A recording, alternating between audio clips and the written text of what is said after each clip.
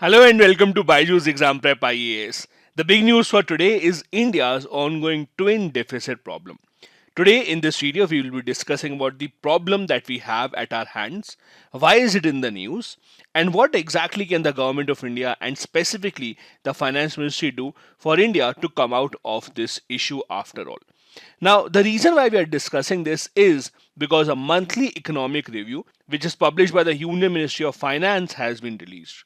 Now, in this particular publication, the Finance Ministry, from its side, has given a very optimistic picture of India's growth story. For example, the Finance Ministry says that yes, there are a lot of global factors right now that are limiting our growth and growth of many other nations, including the trade disruptions, the export bans, the surge in global commodity prices, the supply chain issues, etc. But the reality is, if you look beyond this, there is a lot of momentum in the economic activities in the first 2 months of the current fiscal year. And that is why the government of India is very, very optimistic that India will result in being one of the quickest growing economies among the major countries in 2022-23. However, amidst all this optimism, there is a concern that this particular report highlights. That is, the report says that we are facing two major issues. Number one, the fiscal deficit, and number two, the current account deficit. These two deficits together are known as the twin deficit problem. That is what we are discussing today. High fiscal deficit and high current account deficit is something that we are going through right now, which together is becoming a major headache. Now, this particular report that has been published by the Ministry of Finance and has been shared on their Twitter handle as well highlights these as the key takeaways. For example, the report says that the composite PMI for India has risen to its highest level in the last 18 months. Also, there is high frequency indicators that signal a pickup in the economic activity throughout the country. There's a sustained momentum in revenue collection. The GST collections are going up month after month. The rural incomes also have received a boost by record high agricultural export and hike in the MSP of Kharif crops mainly. Also, there is an increase in the food crop prices throughout the world because of the supply chain disruptions from Ukraine and Russia, which has also benefited the farming sector in India considerably. We have also seen growth in manufacturing sector as per the finance ministry with a sharp jump in the IIP and in the 8 core indices.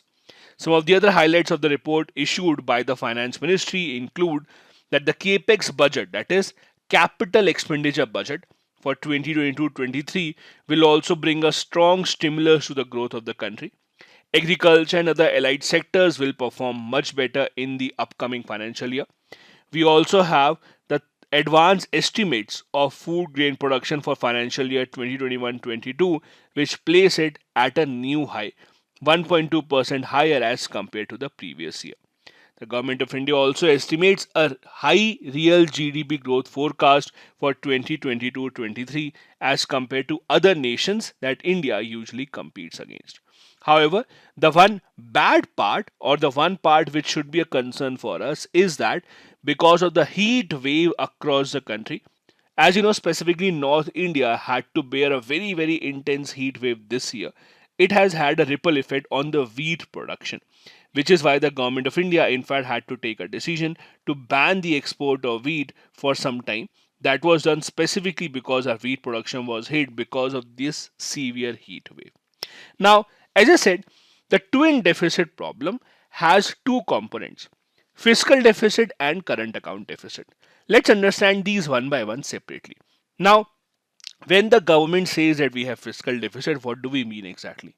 See, in very simple terms, fiscal deficit means the amount of money that the government has to borrow in any year to fill the gap between its expenditures and the revenue. Simple.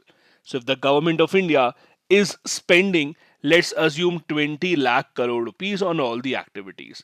That includes a defense budget, that includes a welfare scheme, salaries, etc. But at the same time, the government of India is only earning 18 lakh crore rupees in that year. Means they would need extra 2 lakh crore rupees in order for them to finance all these activities. This is taken by the government in the form of borrowings, which is known as the fiscal deficit. Now, one of the reasons why Government of India, as per this report, has had an increasing fiscal deficit is that the government in the past few months has decreased excise duties on diesel and petrol so that the prices of these fuels can come down. As a result of this, the government is earning lesser money as compared to its expectations, and that is why the fiscal deficit or the borrowing that the government has to do is increasing. Also, at the same time, the government is trying to sustain private sector investment cycling. That is, the government is also being very careful not to borrow a lot of money because more borrowing means much more pressure in the future. This report by the Finance Ministry underscores the need to cut down on the revenue expenditure as well. Now, as you would know, there are two types of expenditure that the Government of India incurs. There is revenue expenditure and there is capex or capital expenditure.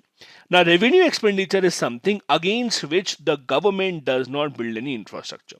For example, giving salaries, giving pensions, these are revenue expenditures. When the government gives out salary or when the government gives out pension to its people, they are not increasing India's infrastructure or they are not building something new. Capital expenditure, on the other hand, capex, is something which results in building of certain infrastructure which can be useful in the future. For example, if the government spends money in building highways or the government spends money in building airports, bridges, ports, etc., that is a form of capital expenditure. As long as the government is having high capital expenditure, that is not really a concern because these kind of infrastructure will earn the government good money or bring jobs in the future. But if the government has a high revenue expenditure, that is a cause of concern because it is not giving anything substantial in return to the government. So every government throughout the world tries to curtail or put a cap on its revenue expenditure, while they're much more liberal when it comes to capital expenditure. The second part of the twin deficit story is the current account deficit. Now, what exactly is a current account deficit? See, whenever a country trades, let's say India is exporting or importing something, there are two types of things that we can export or import. One, there are goods, and second, there are services. So, if a government, let's say the government of India, imports more goods as compared to what we export. So let's say we are importing $100 billion of goods, but we are exporting only $50 billion of goods. That means that we have a trade account deficit. So trade account deficit means a situation where a nation is importing more goods as compared to exporting those. Similarly, when it comes to services, if the government of India imports more services as compared to what we export, then it is said that we have an invisible account deficit. So, invisible account deficit means that in terms of services, we are importing more but we are exporting less. Now, as you know, India has been considered as a global hub for services. So, usually, what we have seen is that in terms of services, the government of India exports much more as compared to what we import. But in terms of goods, we have such a high deficit that we are not able to settle it. If you take these two accounts together, that is, if you take goods and services together, then it is called current account deficit. So, invisible deficit or invisible account along with the trade account, this is together called the current account deficit. So, current account deficit means that India as a whole is importing more goods and services as compared to what we are exporting. In simple terms, it means that more money is going out of the country as compared to the money that is flowing into the country, which is wrong for the government in the long run, especially because it also puts a lot of pressure on the rupee. Our rupee becomes much cheaper, and thus we have to pay a lot more rupees if we have to buy stuff from the international market, such as crude oil and other commodities. That is why the government of India also takes a lot of efforts to make sure that we do not widen the current account deficit to such a large extent that our currency becomes extremely weak. Right now, the problem is that we are facing pressure on both the fronts, that is, the current account deficit and the fiscal deficit. This is what is highlighted in the monthly economic report that is published by the Union Affairs Ministry. This is everything that you needed to know about this report published by the Finance Ministry. Thank you so much for watching the big news.